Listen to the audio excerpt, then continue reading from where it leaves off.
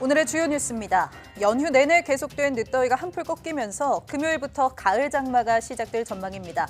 내륙에 최고 150mm 이상, 제주에는 최고 250mm 이상의 큰 비가 예보돼 침수와 안전사고에 대비가 필요해 보입니다. 국내 연구진이 도시에서 발생하는 대형 홍수 상황에 대비해 각종 실험을 해볼 수 있는 대형 시설을 구축했습니다. 배수로에서 물이 빠지지 않는 경우나 맨홀 뚜껑이 열리는 경우 등 특수 상황까지 구현할 수 있어 재난 방지에 도움이 될 전망입니다.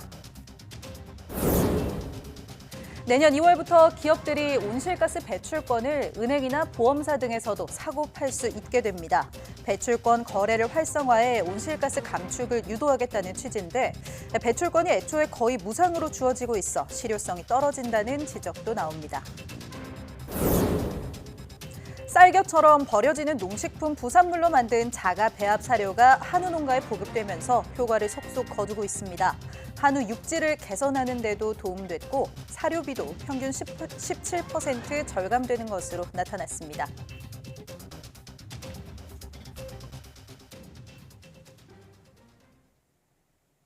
여러분 안녕하십니까? 사이언스 투데이 시작합니다. 이례적인 가을 폭염이 끝나고 20일부터 전국에 가을 장마가 시작되며 기온이 제자리를 되찾을 전망입니다. 기상청은 19일 브리핑을 통해 추석 연휴가 끝난 목요일까지는 35도 안팎의 폭염이 이어지겠지만 금요일인 20일부터는 정체 전선상에서 비가 내리며 한반도 주변 기압계가 변화할 것으로 보인다고 밝혔습니다. 다만 금요일과 토요일에는 찬 공기를 동반한 비구름이 유입되면서 전국에 많은 비가 내리겠습니다. 기상청은 경기 남부를 포함한 내륙에 최고 150mm 이상의 가을 호우가 내리고 지형적인 영향을 받는 제주도 산간에도 최고 250mm 이상의 비를 예고했습니다. 특히 이번 호우는 정체전선을 동반한 가을 장마 형태로 지속 시간이 길고 예상 강수가 많을 것으로 보여 침수와 안전사고에 대한 대비가 필요합니다. 기상청은 폭염 뒤 가을 호우가 예상되는 만큼 철저한 호우 대비를 당부했습니다. 올 여름엔 극한호우가 9차례나 발생한 데다가 이번 늦더위가 꺾인 뒤엔 가을 장마가 또 시작될 것으로 예보됐는데요. 폭우로 인한 도심 홍수로 크고 작은 사고가 잦아진 가운데 국내 연구진이 도심 홍수 상황을 가정해 지하 배수 시스템을 연구할 수 있는 대형 실증 시설을 구축했습니다. 임늘솔 기자입니다. 2년 전 서울에 80년 만에 폭우가 쏟아지면서 강남 한복판이 물에 잠겼습니다. 저지대라는 지형적 특성도 있었지만 쓰레기 등으로 막힌 배수구부터 빗물 저장 공간 부족 등 지하 배수 시스템이 제대로 작동하지 않았기 때문입니다. 정기적으로 정비해도 이물질이 쌓이는 속도가 더 빠른 데다가 최근 극한 호우까지 잦아지면서 도시 홍수 방어가 점점 더 어려워지고 있습니다. 이러한 상황 속에 국내 연구진이 도시 홍수에 대응할 수 있도록 각종 실험을 할 수 있는 대형 시설을 구축했습니다. 다양한 장비들을 이용해 도시 홍수 인프라의 특성과 목적에 맞는 모니터링 기술을 개발하는 것이 핵심입니다. 이 시설은 실제 도심 도로의 배수로를 그대로 구현했는데 한쪽 벽을 유리로 만들어 배수되지 않을 때 수심이 어떻게 변하는지 관찰할 수 있습니다. 또 지하로 흘러들어간 빗물을 임시 저장하는 지하 우수 저류지도 실제 규모로 지어져 도심 침수 방지를 위한 구체적인 데이터 확보도 가능합니다. 이곳에 설치된 초음파와 레이더 등을 이용해 지하로 흘러들어온 물의 수위나 유속을 파악할 수 있어 도심 홍수에 미리 대비할 수 있습니다. 레이더 장비, 초음파 장비, 영상 장비 등 다양한 장비를 사용하고 있습니다. 이러한 장비들은 인프라의 수위 및 유속, 유량을 측정할 수가 있으며 이를 통해서 도시 홍수를 방어하고 예방하는 데 활용할 수가 있습니다. 또 도시 홍수 상황에서 수압 등으로 맨홀 뚜껑이 들썩거리거나 아예 떠내려가는 상황 등도 가정해 실험해 볼 수 있습니다. 본 연구는 정확한 홍수 상황에서의 데이터들을 정확하게 측정하는 연구가 되겠고요. 이 측정한 데이터를 가지고 시뮬레이션과 설치 기준, 가이드라인에 활용할 예정입니다. 연구진은 이번 실험을 통해 얻은 데이터를 바탕으로 도시 홍수 예방 기술의 정확도를 올리고 대처 기술을 발전시키겠다는 계획입니다. 또 시민들에게 도시 홍수의 발생 위험성을 보여줄 수 있는 시청각 자료로도 활용할 수 있을 것으로 기대했습니다. YTN 사이언스 임늘솔입니다. 추석 연휴 동안 늦더위가 기승을 부리면서 최대 전력 수요가 지난해 추석 때보다 30%가량 급증한 것으로 나타났습니다. 전력거래소의 전력 통계 정보 시스템을 보면 추석 연휴인 지난 16일부터 18일까지 최대 전력 수요는 평균 70.3기가와트로 집계됐습니다. 지난해 추석보다 29.2% 높은 수준입니다. 일반적으로 추석 연휴에는 산업시설 가동이 최소화되고 날씨가 선선해져 전기 수요가 최저 수준으로 내려가지만 올해는 이례적인 폭염으로 냉방 수요가 크게 늘어났기 때문으로 분석됩니다. 이에 여름 전기요금 할인이 적용되지 않는 초가을까지 늦더위가 이어지면서 가계의 9월분 전기요금 부담도 예년보다 커질 것으로 전망됩니다. 19일 오전 9시쯤 베트남 다낭 북쪽 약 160km 부근 해상에서 15호 태풍 쏠릭이 발생했습니다. 기상청은 이번에 발생한 15호 태풍은 세력이 다소 약한 태풍으로 점차 북서진해 20일 오전쯤 베트남 북서쪽 부근 육상에 상륙할 것으로 보인다고 밝혔습니다. 이후 태풍은 계속 북서진해 20일 밤 사이 라오스 비엔티안 동쪽 약 330km 부근 육상에서 열대 저압부로 약화할 전망입니다. 앞서 중국 남부를 향해 북상 중인 14호 태풍 플라사는 19일 밤 중국 상하이 남쪽 육상에 상륙해 20일 오전쯤 중국 내륙에서 소멸할 것으로 보입니다. 기상청은 13호, 14호 태풍 모두 한반도에 직접 영향을 주지는 않겠지만 태풍이 남쪽의 뜨거운 열기를 끌어올려 19일까지는 폭염을 부추길 것으로 보인다고 밝혔습니다. 내년부터는 기업들이 온실가스 배출권을 은행이나 보험사 등에서도 사고 팔 수 있게 됩니다. 거래를 편리하게 해서 온실가스 감축으로 이어지도록 한다는 계획이지만 그 전에 온실가스 배출권을 대부분 무상으로 할당하는 것부터 고쳐야 한다는 지적이 나옵니다. 보도에 홍선기 기자입니다. 지난 2015년 도입된 온실가스 배출권 거래제는 연간 배출권 한도 내에서만 온실가스를 내보낼 수 있도록 제한하고 있습니다. 가지고 있는 배출권보다 온실가스가 많이 나오면 시장에서 배출권을 추가로 사야 하고 적게 배출하는 회사는 배출권을 팔 수 있습니다. 온실가스 배출이 회사의 비용과도 직결되도록 해 감축을 유도하기 위한 제도입니다. 기존의 탄소 집약적 경제 구조를 개선하고 기후변화 위기에 대응하는 계기가 될 거라고 얘기를 했습니다. 정부는 제도 시행 10년 만에 은행이나 보험사, 자산운용사 등에서도 온실가스 배출권을 거래할 수 있도록 하기로 했습니다. 시장 참여자를 넓혀서 배출권 거래를 활성화하겠다는 의도입니다. 기존의 할당 대상 업체 위주의 폐쇄적 시장에서 개방적 시장으로 개선되어 배출권 거래가 활성화되고 배출권 가격도 합리적으로 형성되어 기업의 온실가스 감축 노력을 유도할 수 있을 것으로 기대하고 있습니다.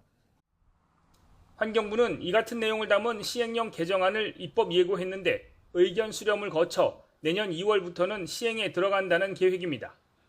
그러나 온실가스 배출권 거래 제도의 문제점은 다른 데 있다는 지적이 나옵니다.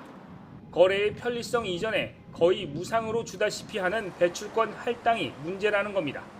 현재 정부가 온실가스 배출권의 90%를 무상으로 할당하다 보니 기업들이 돈을 주고 사는 경우가 별로 없는 게 현실입니다. 환경부는 유상 할당 비율을 높이는 방안도 검토한다는 입장이지만 구체적 계획이 나오기 전까지는 온실가스 배출권 거래 상황이 크게 달라지기 어려울 것으로 보입니다. YTN 홍성기입니다. 한우 생산비의 40%는 사료 비용일 정도로 한우 농가에는 사료가 차지하는 비중이 절대적인데요. 농식품 부산물을 배합한 자가 배합 사료, TMR 기술이 한우 사료비를 줄이면서 육질은 향상시키는 것으로 나타나 주목됩니다. 보도에 최명신 기자입니다. 충남 금산의 한우 농가입니다. 16년 전 암소 21마리로 시작한 사육도수가 지금은 1000마리가 넘습니다. 이 농장은 사료비 절감과 고급육 생산을 위해 지난 2012년부터 자가배합설인 TMR 제조 프로그램을 도입했습니다. 알팔파나 티모시 같은 조사료에다 주변에서 쉽게 구할 수 있는 쌀깨나 맥주박 등 농식품 부산물을 섞어 농가 맞춤형 영양사료를 개발했습니다. 그 결과 한우 두당 판매 가격은 1,145만 7천 원으로 전국 평균보다 30% 높았고 최고 등급인 1등급 2플러스 출연율은 68%에 달했습니다. 물론 사료비도 기존보다 17%나 절감됐습니다. 지금 일반적인 농가들은 지금 사료비 때문에 한 70~80%는 지금 폐업을 생각할 정도로 어려운 시기에 있는데 저희 농장에서는 그나마 축산가원에서 배운 TMR 사료를 이용해가지고 한 20%에서 25%는 지금 절감하고 있습니다. 한우 생산비의 40%를 차지하는 사료 비용은 한우 경영의 성패를 좌우하는 중요 요소입니다. 농촌진흥청이 TMR에 주목한 이유입니다. TMR에 쓰이는 농식품 부산물은 맥주박이나 감귤박, 버섯배지, 비지 등 13종류로 한 해 400만 톤에 달하지만 활용 가치를 몰라 버려지는 경우가 많았습니다. 이에 농진청이 농가 환경에 맞춘 농식품 부산물의 영양소 함량을 종합적으로 고려한 TMR을 개발 보급하는 데 힘을 쏟고 있습니다. 농촌진흥청은 사료비 절감 기술 보급을 확대해서 사료비 부담으로 힘들어하는 축산 농가들에게 큰 도움이 되도록 힘쓰겠습니다. 농진청은 자가 TMR엔 초기 투자 비용이 발생하지만 한우 100마리를 기준으로 연간 900만 원의 생산비 절감이 가능해 대규모 사육 농가엔 경제적 효과가 기대된다고 설명했습니다. YTN 최명순입니다. 중국 우주 탐사선 창어 6호가 세계 최초로 가져온 달 뒷면 토양 표본의 특성을 연구한 첫 번째 논문이 발표됐습니다. 영문 관영지 글로벌타임스는 중국 과학원 국가천문대와 창어 6호 프로젝트 설계팀, 중국 향천과학기술그룹 등이 공동으로 발표한 논문이 과학저널 내셔널 사이언스 리뷰 최신호에 실렸다고 보도했습니다. 신문은 달 뒷면 토양은 사장석과 휘석, 유리 등으로 구성됐고 소량의 오르토피록센도 검출됐다고 전했습니다. 연구진은 창어 6호의 표본은 창어 5호의 샘플과 비교해 사장석 함량은 많이 증가했고 감람석은 크게 감소했다며 화산활동 역사를 기록한 현무암뿐만 아니라 비현무암 물질도 다수 포함됐다고 설명했습니다. 중국이 지난 5월 초 발사한 창어 6호는 53일 만에 인류 최초로 달 뒷면에서 토양 표본 1.935kg을 지구로 가져오는 데 성공했습니다. 미 항공우주국 나사가 다음 달 목성의 위성 유로파에 생명체가 살 수 있는지 알아보기 위해 탐사선을 발사한다고 밝혔습니다. 나사 당국자들은 다음 달 10일 미국 플로리다주 케네디 우주센터에서 유로파 클리퍼를 미국 우주기업 스페이스X의 펠컨 헤비 로켓에 실어 발사할 계획이라고 밝혔습니다. 이번 발사의 목적은 유로파가 생명체가 살기에 적합한 조건을 갖추고 있는지 확인하기 위한 것입니다. 탐사선은 유로파에 착륙하지 않고 표층에서 25km 거리에서 비행하면서 유로파의 구성 요소, 지질과 함께 얼음층과 그 아래에 있는 바다의 성질 등에 대해 파악하기 위한 탐사를 하게 됩니다. 유로파 클리퍼는 5년 넘게 29억 킬로미터를 이동해 2030년 목성 궤도에 진입해 수년에 걸쳐 유로파를 수십 차례 근접 비행할 예정입니다.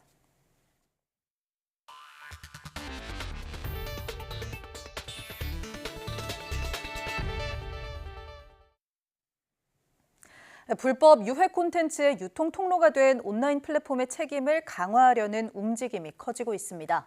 텔레그램의 CEO 파벨 두로프가 프랑스에서 예비 기소된 것이 대표적 사례인데요. 같은 논리를 적용하면 X를 소유하고 있는 일론 머스크도 체포될 수 있다는 목소리가 나오고 있습니다. 권영희 기자가 보도합니다. 프랑스 사법당국은 두로프가 텔레그램을 통해 일어난 각종 범죄를 방치하고 수사협조 요청에도 응하지 않은 책임을 묻겠다는 입장입니다. 미국에는 통신품위법 230조에 면책 조항이 있습니다. 정보통신 기업들은 이를 내세워 사용자들이 플랫폼에 올린 콘텐츠에 대해 회사는 처벌을 받더라도 경영진은 민형사상 책임을 피해왔습니다. 최근 들어 각국 정부와 사법규제당국은 온라인 플랫폼에 대한 감시를 강화하면서 경영진 개인에 대한 책임을 강조합니다. 여기서 중요한 것이 인지 여부입니다. 경영진이 플랫폼에서 불법 행위가 있었는지 알고도 적절한 조치를 하지 않았다면 죄를 물을 수 있다는 견해가 많습니다. 이런 이유로 두로프를 체포했다면 똑같은 논리로 일론 머스크도 체포할 수 있다는 주장이 나옵니다. La raison pour laquelle on s'attaque d'abord à Telegram, c'est pour l'instant pas très clair. C'est probablement une cible facile. C'est beaucoup plus facile de s'attaquer à Pavel Durov que de s'attaquer à Elon Musk. X는 6월부터 경고 표시만 붙이면 성인 콘텐츠를 올리도록 허용했습니다. 지난 7월 머스크는 X에 카몰라 해리스 부통령의 목소리를 흉내낸 딥페이크 동영상을 올렸습니다. 텔레그래프가 영국 폭도들이 아르헨티나 임금 포클랜드 제도로 추방될 것이라고 보도했다는 가짜 뉴스도 공유했습니다. X에서 가짜 뉴스가 판치게 하는 것을 방관하는 것은 물론 스스로 가짜 뉴스를 퍼뜨리고 있습니다. 최근 브라질 대법원은 아예 통신 사업자들에게 명령해 X 접속을 막아버렸습니다. 가짜 뉴스와 증오 메시지를 유포했다는 이유입니다. Porque não é porque o cara tem muito dinheiro que o cara pode desrespeitar. Esse cidadão é um cidadão americano, ele não é um cidadão do mundo. 미국 필라델피아 연방항소법원은 틱톡에서 유행한 기절 챌린지로 10살 딸을 잃은 어머니가 틱톡을 상대로 낸 항소심에서 틱톡의 책임을 물었습니다. 틱톡이 알고리즘을 통해 질식에 이르는 방법을 담은 콘텐츠를 추천한 만큼 수동적 중개인 영역을 벗어난 것으로 봤습니다. 플랫폼 안에서 발생한 각종 범죄에 대해 플랫폼이 보다 적극적으로 해결에 나서야 한다는 주장이 갈수록 힘을 얻고 있습니다. YTN 권영입니다. 이미지 중심의 SNS인 인스타그램이 10대들의 계정을 기본적으로 비공개로 설정하고 팔로우하거나 이미 연결된 사람한테서만 개인 메시지를 받을 수 있도록 제한합니다. 인스타그램의 모기업인 메타 플랫폼은 현지 시간 17일부터 미국과 영국, 캐나다, 호주에서 인스타그램에 가입하던 18세 미만 사용자는 10대 계정으로 전환된다고 밝혔습니다. 10대 계정에서는 민감한 콘텐츠가 제한되고 인스타그램에 60분 이상 접속할 경우 알림을 받게 됩니다. 또 밤 10시부터 아침 7시까지는 수면 모드가 활성화돼 알람이 꺼지고 쪽지에는 자동 답글이 전송됩니다. 기존 계정이 있는 청소년은 앞으로 60일 안에 10대 계정으로 옮겨지고 유럽연합의 10대는 올해 말 계정이 조정됩니다. 이 정책은 나머지 국가에서는 내년 1월부터 적용될 예정입니다. 유럽연합 EU가 지난 2019년 미국 빅테크 기업인 구글에 부과한 14억 9천만 유로, 약 2조 2천억 원 규모의 반독점 과징금이 EU 법원에서 취소됐습니다. 로이터 통신 등에 따르면 룩셈부르크에 있는 EU 일반 법원은 성명에서 EU 집행위원회가 조사와 과징금 부과 결정 과정에서 오류를 범했다면서 과징금 부과 처분을 취소한다고 밝혔습니다. EU 집행위는 2019년 구글이 애드센스 사업 부문을 통해 온라인 광고 시장에서 시장 지배적 위치를 남용해 경쟁을 억제했다며 과징금을 물렸습니다. 법원은 그러나 EU 집행위가 남용이라고 본 계약 조항의 지속성을 평가하면서 모든 관련 상황을 고려하지 못했다고 지적했습니다. 구글의 계약이 혁신을 차단하거나 소비자에게 위해를 가했다는 점, 그리고 검색 광고 시장에서 구글의 지배적인 위치를 유지하고 강화하는 데 도움이 됐다는 점을 집행위가 입증하지 못했다는 게 법원의 판단입니다. 이번 결정에 대해 EU 집행위는 판결을 면밀히 검토하고 다음 조처에 반영하겠다고 밝혔습니다. 근육이 위축되고 손발이 변형되는 샤르코마리-투스병은 아직 치료제가 없는 희귀 유전 질환인데요. 국내 연구진이 기능성 세포를 이용해 치료제 개발에 한 발짝 다가섰습니다. 보도에 이성규 기자입니다. 인구 10만 명당 36명꼴로 발병하는 희귀 유전 질환 샤르코마리-투스병. 이름도 생소한 이 병은 국내 모기업 회장이 앓으면서 널리 알려졌습니다. 샤르코마리-투스병은 말초신경에 손상이 생겨 근력이 약해지고 근육이 위축됩니다. 이로 인해 팔다리가 가늘어지고 손발 변형까지 일어납니다. 우리 몸의 신경세포는 슈반세포가 마치 피복처럼 감싸 보호하는데 이 슈반세포에 문제가 생기면 병을 일으킵니다. 국내 연구진이 기능성 세포를 이용해 손상된 슈반세포를 되살리는 기술을 개발했습니다. 편도율의 성체 줄기세포를 슈반세포로 분화한 뒤 이를 임상 환자에게 주입하자 분화세포가 손상세포의 재생을 도왔습니다. 임상시험 대상자 모두에서 저희가 신경학적 그런 지표를 사용했을 때 모두 다 기능이 좋아지는 최종적으로 확보를 할 수 있었고요. 대부분의 환자에서 운동의 기능까지 좋아지는 것들을 저희가 관찰할 수 있었습니다. 연구진은 긍정적인 임상 일상 결과를 바탕으로 한국과 미국 등에서 임상 이상 시험을 준비하고 있습니다. 희귀 의약품의 경우 임상 이상만 마쳐도 보건당국의 승인을 받을 수 있어 개발 기간도 줄어들 전망입니다. 임상 희귀의약품으로 지정이 되면은 임상 이상 후에 조건부 승인이라고 그래서 임상 3상을 하는 조건으로 승인을 받을 수 있는 제도가 있고요. 이제 많은 환자들이 임상 3상이 완료될 때까지 기다리지 않고 치료 혜택을 받을. 전 세계적으로 300만 명이 앓고 있지만 아직 치료제가 없는 샤르코바리투스병. 세포를 치료제로 이용하는 이른바 세포 치료제가 희귀 유전 질환 치료에 새로운 돌파구가 될지 기대됩니다. YTN 사이언스 이성규입니다. 유방암이나 자궁암 같은 여성 암 수술을 받은 환자들 가운데는 팔과 다리가 붓는 현상을 호소하는 경우가 종종 있습니다. 림프 부종인 경우가 많은데 일시적인 현상이라고 그냥 넘어가면 단단하고 더 두꺼워져 회복이 어려워질 수도 있다고 합니다. 김주영 기자가 보도합니다. 몇 년 전 유방암 수술을 받았던 박주홍 씨. 수술 이후 2년 전부터 한쪽 손과 팔이 붓기 시작하더니 거대하게 부풀어 올랐습니다. 갑자기 확 붓더니 붓기가 안 빠지더라고요. 팔이 구부러지는 게 안 되니까 너무 부어서. 그리고 뭐 아프기도 하고 통증도 계속 있고. 알고 보니 림프 부종이었습니다. 몸 전체를 돌아다니는 림프액이 비정상적으로 특정 부위에 고이는 질환입니다. 여성의 경우 유방암, 자궁암, 난소암과 같은 수술을 받고 난 뒤 후유증의 하나로 발생합니다. 국내 여성암 발병이 점점 늘어가는 추세이다 보니 림프 부종 역시 흔히 나타나고 있습니다. 유방 절제술, 그리고 방사선 치료, 항암 치료 이런 걸 시행을 하시면 림프절 기능이 떨어지거나 림프관 자체가 손상이 되는 경우가 굉장히 많아요. 보통 팔다리나 관절 쪽이 부으면서 움직임이 불편해지고 통증을 동반합니다. 특히 피부를 손가락으로 눌렀는데 금방 원상태로 돌아오지 않는다면 림프 부종을 의심해봐야 합니다. 그대로 놔두면 피부가 단단해지고 두꺼워지면서 회복이 불가능해져 운동 능력에 문제가 생길 수 있습니다. 림프 부종을 저희가 임상적으로 3단계로 나누거든요. 3단계 변화까지 일어나신 분들은 피부 염증 때문에 피부에 변화가 이미 있으신 분들이 많아요. 코끼리 다리처럼 딱딱해지시는 분들도 있고요. 림프 마사지나 압박 붕대를 이용해 림프액 순환을 촉진하거나 수술로 치료하기도 합니다. 전문가들은 늦었을 경우 치료하기 까다로운 질병인 만큼 의심되는 증상이 나타났을 때 서둘러 병원을 찾는 것이 좋다고 조언합니다. YTN 김주영입니다. 의정 갈등으로 인한 전공의 이탈로 추석 연휴 기간 응급의료 대란 우려가 컸습니다. 정부는 다행히 큰 불상사 없이 고비를 넘긴 것으로 판단했습니다. 일부 지역에서 보고된 치료 거부 사례는 전공의 부재가 아닌 고질적인 필수 인력 부족에서 비롯됐다고 강조했습니다. 보도에 이문석 기자입니다. 의정 갈등으로 추석 연휴 전 응급실 대란 우려가 제기됐습니다.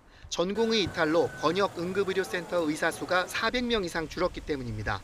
정부는 다행히 연휴 기간 응급의료 체계가 일정 수준 유지됐다고 평가했습니다. 연휴 전에 일부에서 우려했던 것과 같이 의료 공백으로 인한 큰 불상사나 큰 혼란은 없었다고 봅니다. 이는 의료 현장에서 헌신한 의료진과 구급대원 등의 노력 덕분이라고 추켜 세웠습니다. 또 중증이 아니면 응급실 대신 가까운 동네 병의원을 찾은 국민에게도 고마움을 전했습니다. 실제로 추석 연휴 기간 응급실을 찾은 환자는 하루 평균 27만여 명으로 지난해 추석 때와 비교해 31% 감소한 거로 조사됐습니다. 하지만 지역별 혹은 특정 시간대별로 진료에 시간이 소요돼 환자와 가족들이 어려움을 겪은 사례들이 보고됐습니다. 정부도 병원 70여 곳에서 거부당한 청주 임신부와 4곳에서 치료를 거부당한 광주 손가락 절단 환자 사건 등을 언급했습니다. 나머지 16개 병원은 진료과 부재, 애과 수술 등으로 수용이 곤란하다고 하였습니다. 다만 수용 거부 사태가 고위험 전문 분야 진료이거나 주로 비수도권에서 벌어졌다며 전공의 이탈이 아닌 고질적인 지역 필수 인력 부족을 원인으로 꼽았습니다. 또 이런 근본적인 문제를 해결하기 위해서라도 의료개혁이 필요하다고 강조했습니다. 우려했던 응급실 대란은 피했지만 의정 갈등이 계속 평행선을 달리면서 국민의 진료 불안 전전긍긍도 쉽게 사그라지지 않을 전망입니다. YTN 임석입니다.